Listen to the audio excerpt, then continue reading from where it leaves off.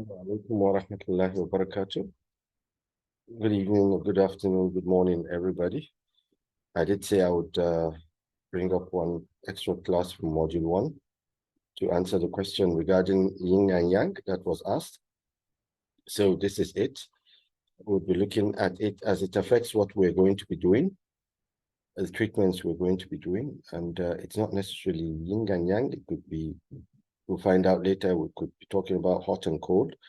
We'll be talking about the four humors or the five elements, or from Ayurveda, you have also 5 different elements that we'd look at, would bring it into the understanding of those people who are the custodians of Hijama and cupping therapy. So we'd understand how they do their diagnosis and everything that goes with it. We would also be going through this further on in class. In different modules, it will keep coming in. So the concept of yin-yang, hot and cold in traditional medicines, it's a basic explanation to the understanding behind diagnosis in Hijama and cupping therapy, Diploma class. And the idea is so that we would know and get further understanding of what we're looking at. So yin yang is the generalization of the two opposites principles in all related phenomena within the natural world. We know from our religion, we're created in pairs, and each pair has its, so to speak, opposite, men, women, day, night, land, water, hot, cold, and like that.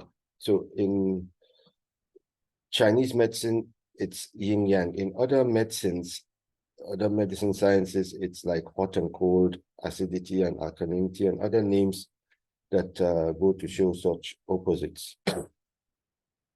It, like I said, it represents two separate phenomena with opposing natures, as well as different and opposite aspects within the same phenomena. So you find within hot, there's cold, and within cold, there's hot, to bring a balance to what you want. Like when you're taking a shower, you balance your water to a temperature that is good for you. Now, should, for some reason, pressure changes and the water could get cold, you jump out, or it gets very hot, all of a sudden you jump out, so there's a problem. So it could be philosophical in conceptualization or theory as well, but we'll be going into that as we go on. So you can see from the symbol of the yin yang, we're talking of it now from the Chinese medicine part of it. Now, it's a perfect circle that's divided into 2 equal halves with the shape. The wavy line divides it to define a number of things that are the equality in, how will I put it, the sanity in chaos, or the chaos in sanity, as you put it. And each one has that dot color. The black has a white dot and the white has a black dot in it, which tells you inherently in yin there's yang, a little yang, and in yang there's a little yin. And as long as it's in balance like that, everything is all right. But they're always opposing each other. Each one wants to take over the other. And where that happens, then sickness comes. This first, the top picture is the most popular yin-yang emblem we see.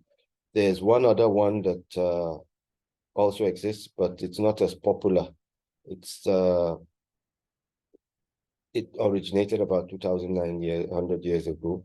It consists of these broken lines, yin, and the straight lines, yang, surrounding a circle and its 2 divisions, making it's just depicting the forces of the universe, because yin and yang, hot and cold, acidity and alkalinity covers everything.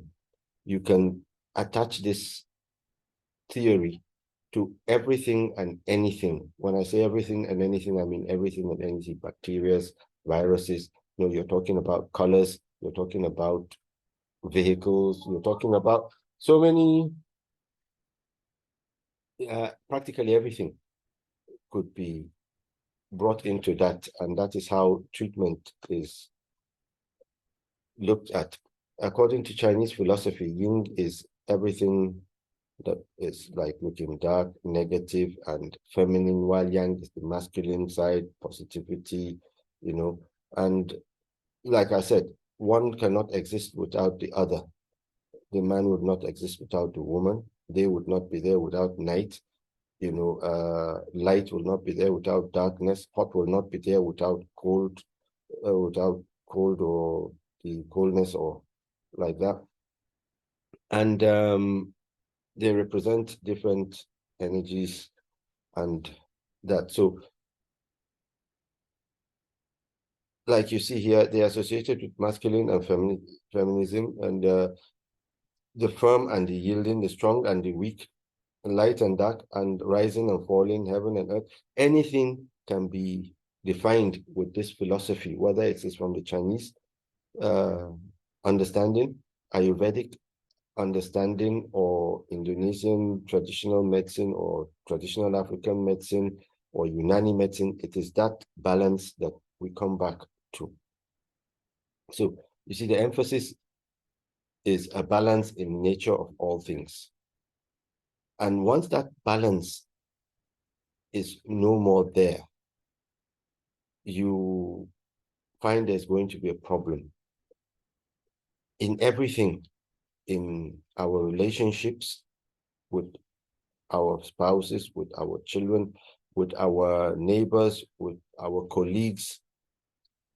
Once there's no balance, there's always a problem. So you find one person could be hot and the other person could be cold, or with what we eat. If we don't eat that thing that dietitians will tell you, a balanced diet is actually to get all the things that will make it balanced in your body. Otherwise, you'd either be having constipation or you'll be having diarrhea or dysentery or something else. So you can see from the picture there that negative, positive, passive, active, soft, hard, moon, sun, all that. This means that a person's life can be at its best when their body is balanced. For then, everything else will naturally fall into place.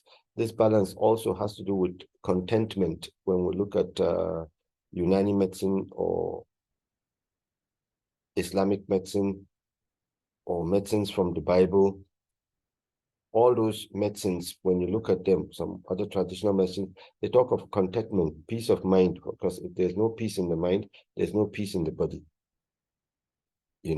There's a popular saying here that the child that says its mother would not sleep would also not sleep. So once there's that imbalance, everybody would not be in peace, so to speak. The yin-yang theory in itself forms the basis for the anatomic understanding and classification of body organs in Chinese medicine. This is same with all the traditional medicines. In traditional Chinese medicines, the organs are divided into Zhang and Fu organs. And while the Zhang organs are commonly the solid ones, there are 6 of them: the heart, the liver, the lung, the spleen, the pericardium, and the kidney. And other organ functions is to store, in essence, nutrition and store essence. In traditional Chinese medicine, like in most traditional medicines, the kidney is seen as the core of the essence of life. The essence of life actually falls on the kidney.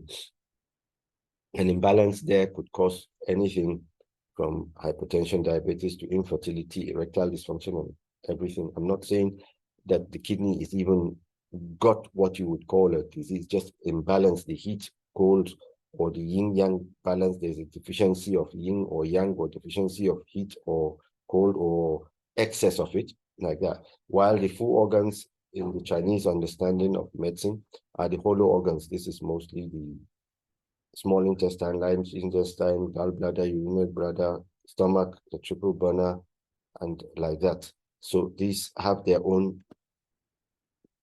functions, as we can see. Each group of organs correspond to either the yin or yang, as we have said. The solid organs, Zhang,